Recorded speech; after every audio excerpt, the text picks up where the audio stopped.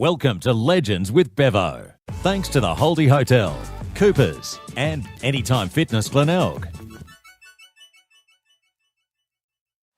Well, g'day folks and welcome to Legends with Bevo. It's been a while since I've been able to do an interview that's not been on Zoom, so I'm pretty up and about. And today we are joined by a man who's doing great things in South Australia and around Australia as well as an athlete mentor and a corporate training facilitator with Next Level Elite. He's a former SANFL player himself, played 128 games with the Bays. Stewart McCully, great to have you on Legends with Bevo. Thanks, Bevo. We can't handshake, we'll do the old elbows just to... Yeah. We've got some sort of distancing happening there, so that's right. We're okay.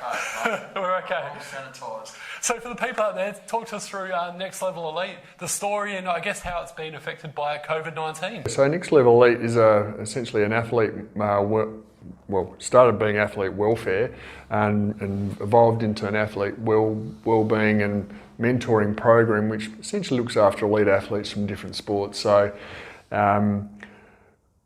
evolved about 6 years ago, and the whole idea was that we get different people from different sports operating at a fairly high level, and that's not saying they're older athletes. I'm talking about athletes who could be teenage years, 14, 15, who are operating at this state. So most of the athletes that are part of our program are operating either at state or national level. So they have to do that to sort of be qualified to be part of it all.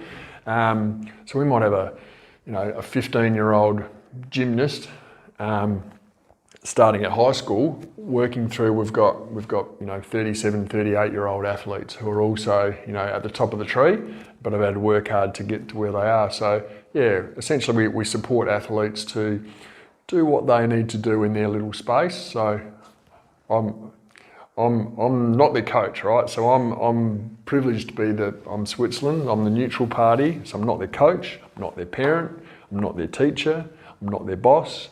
So for me, my whole role is to understand the individual. So I work on the preface that if you don't know your people, you don't know your people. So my whole real guts is about understanding how people tick and what they actually need, because that changes week to week. So just interesting just now, just talking to one of the athletes, equestrian rider, who's a dressage rider from up in the hills, a girl called Mary Nitschke, who's doing really well at the moment, currently ranked 19th in the world for her rankings in her age group. So for her, moving forward in this COVID landscape, hasn't changed things too much for her, but what it has helped is create some extra time to work on the finer areas. So some athletes right now, it's their off season, so it's actually okay for them. They've got a bit of extended off season, whereas others have had to readjust what that trajectory of training looks like moving forward. And so part of my role is to check in with them to go, all right, where are you at? What's happening, what's changing, what do you need from me, who else do we need to get involved to support you? So it's really about understanding the individual needs of young athletes moving forward.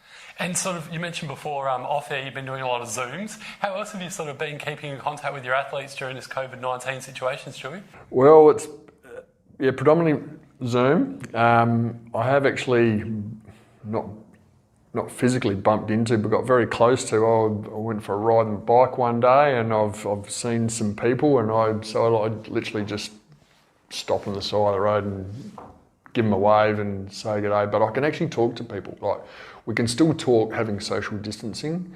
So if that means seeing someone, go for a walk with them and sitting down at a park and having a chat to them, like, we can do that. So I just need to be the ear to listen to them and to be available.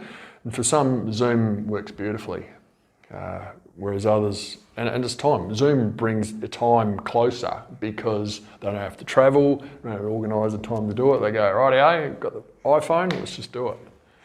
Yeah, it's been a good one. So that's probably been one of the positives, I guess, with the situation is the Zoom chats have been wonderful for myself and you included as well.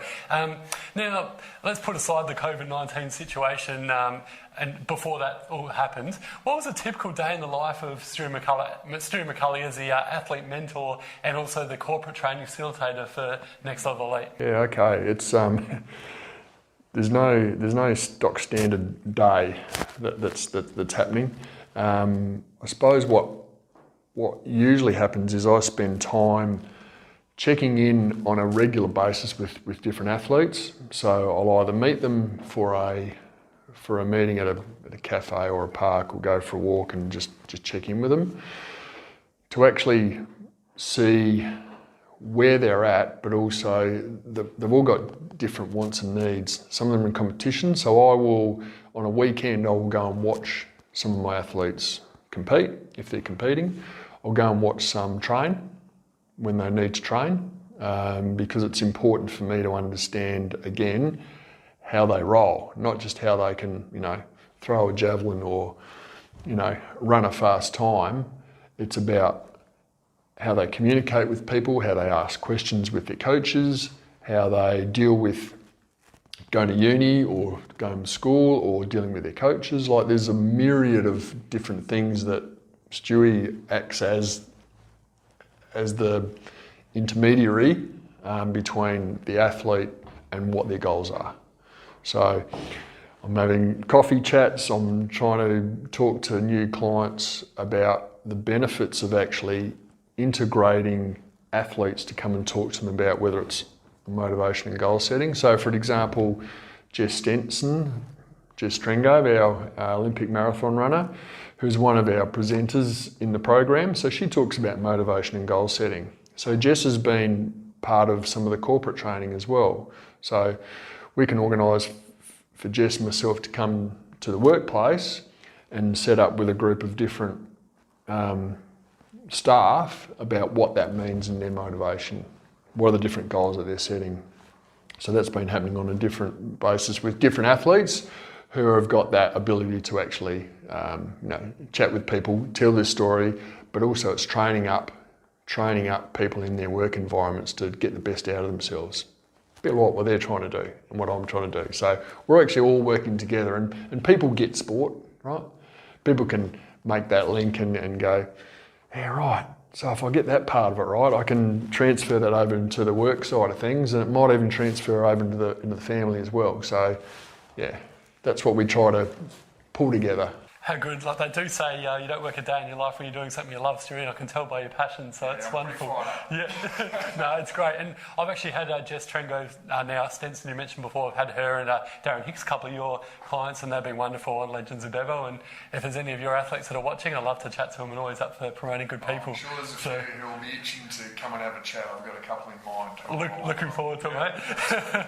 Now, also for the athletes out there, the budding athletes, or if there's parents or anyone else that's out there that's maybe knows of some people that might want to get on board Next Level Elite, how do they get involved, Stu? What's the process? Yeah, it's pretty simple. Like we put out a few little posts through our social media, so whether it's through Next Level Elite on Instagram or Facebook, it's as simple as people can just contact me and just talk through what it is with their son or daughter or an athlete they've got in their coaching squad.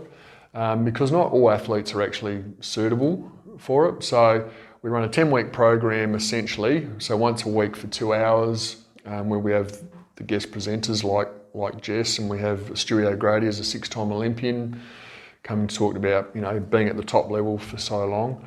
So that happens once a week for 10 weeks, but then I do the one-on-one mentoring. So for athletes who don't think that they can fit in the 10-week session, I do a lot of one-on-ones with athletes who might be more of those high school type athletes who I will just meet with, once every couple of weeks and support them in their journey. So it's a matter of picking up the phone, saying good day, and just talking to me about the process, and then we can sit down and go, hey, what are you after and how can I help? We'll definitely give you a good plug on Facebook, mate. And like I mentioned before, hopefully we can get some more athletes on board. Now let's go back to your days of playing footy. 128 games of league footy with the Bays. That's a lot of footy, Stewie. You can play a bit. As a ruckman as well, which is, in my opinion, the worst position on the ground to play. I've played it before. I've copped knees in the ribs, in the privates, you name it. I'm sure you know all about that. Talk us through the footy journey and how you end up playing at the Bays all those 128 games. 126 actually, I reckon. Was it 126? It was. Oh, Wikipedia's got that incorrect then. Have they? Well, I'll take that. I hope 126. Maybe those are the ones that I wasn't granted when I should have. Interesting story I had, being at the club for about 10 years I played, roughly.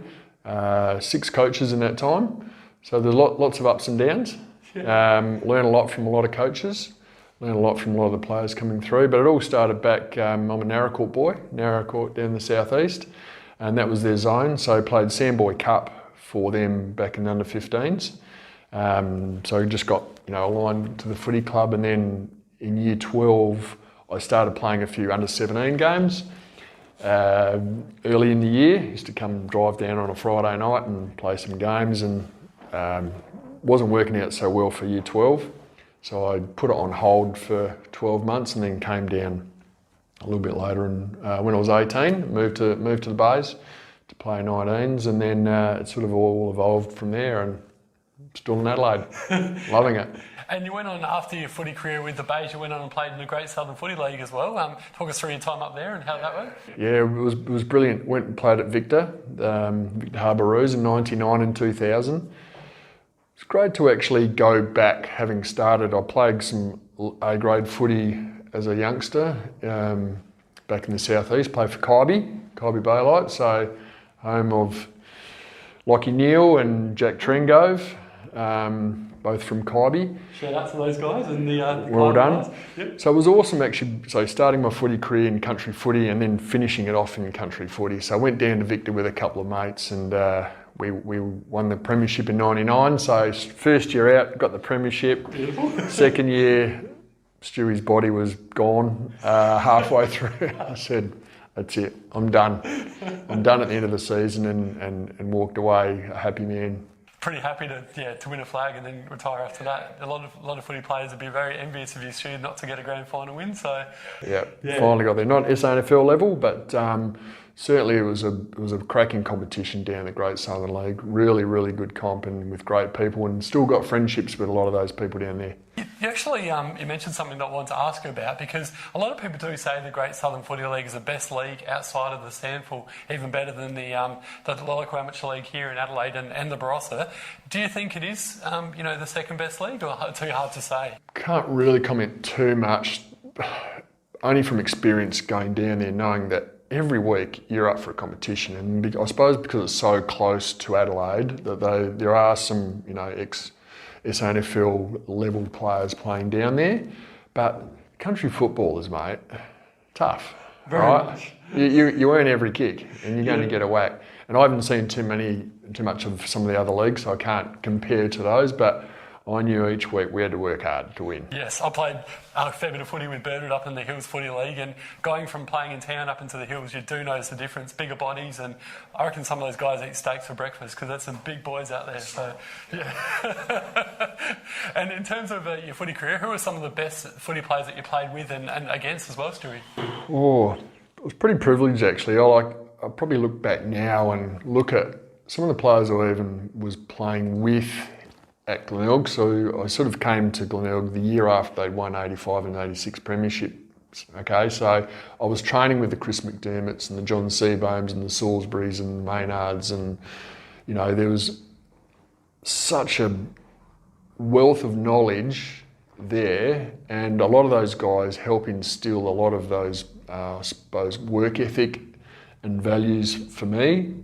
I was under the pump. I remember John Seabohm, I was always in his group, like in pre-season camps, and he used to ride me, mark the ball and get the kick right. But it made me concentrate, because there was a level of standard.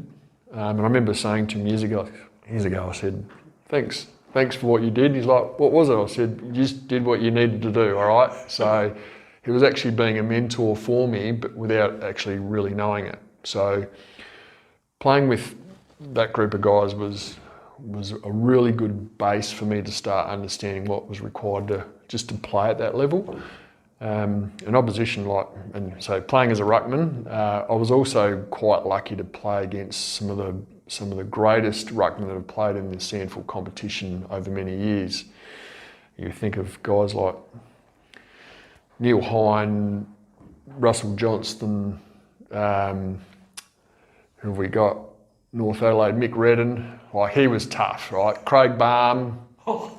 Some tough nuts there. You just kept rolling them off. There was, every week I was up against some monster, or some really experienced player. And I remember one day as a young buck trying to, get run-ups and build into Mick Redden. He's just going, settle down, Stewie. Come on, mate. Just, But I had the energy, and for me it was about trying to use my positives, or my attributes which I had. I do remember, actually, I just had a flashback when Port recruited Wes Fellows, who played at Collingwood, Copeland medalist from Collingwood. They recruited Wes Fellows, and front page of the news, in the afternoon version of the news came out back in the day. It says, Wes Fellows playing for Port. And I've gone, oh shit. Right, here's me as a young fella, and he was a monster of a man. He was huge. He was this big unit. He just sort of grunt. And but I knew that he wasn't as tall as me, and I could jump. So my weapon was to just jump all over him all day.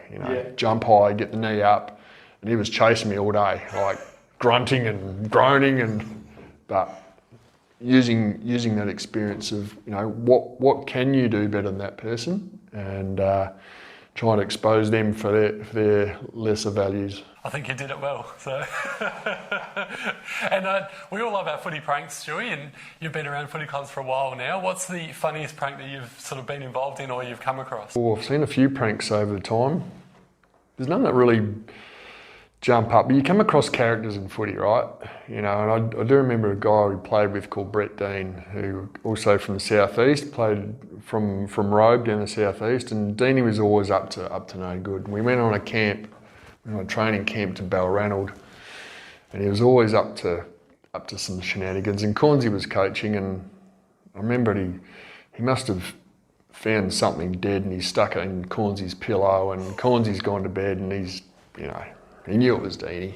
But there's those things that people do that just fire up people, and they push their buttons. And I think night two, Deanie's also captured a sheep, and because he was sleeping in a shearing shed, they've got rid of all the sheep, but he found another sheep and he's put it in there, and it's barring and bleeding all night. And so Cornsey's going, oh, Deanie, right now. Everyone knew it was Deanie.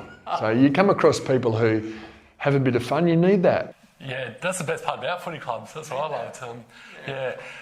It's funny you mentioned before about Cornsey, because when I spoke to Alan Stringer a few weeks ago, shout out to Strings, and everyone must like Picky on Cornsey, because someone else played it, I can't remember who it was, but one of the other boys in the Bays back in the day played a trick on Cornsey as well. So, yeah, they're pretty brave though, I think, with him as your coach.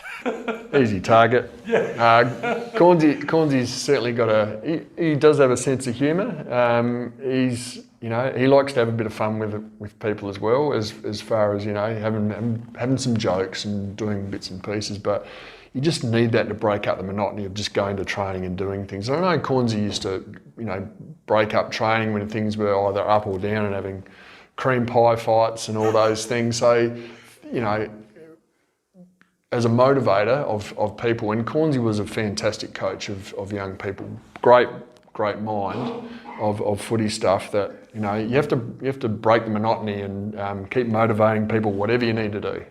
And going forward from here, Stewie, with Next Level Elite, say fast forward to the next sort of few years, where do you want to go from here? What's the plans going forward? Yeah, well, in fact, these last couple of months, Bevo, I've actually opened up my eyes to realising that the world is super small, and I'm just about to launch to invite people not only interstate but also internationally, who can be part of our little virtual classrooms, and we can still bring in our other presenters. So my deal is to get out to the masses, but to people abroad who actually really want to, step up. And that will also expose us to different sports that we haven't come across before, okay? So even just here in Australia, I think we've worked with about 25 different sports. So imagine opening that up into Europe or the Americas, into some of their maybe ice hockey or curling.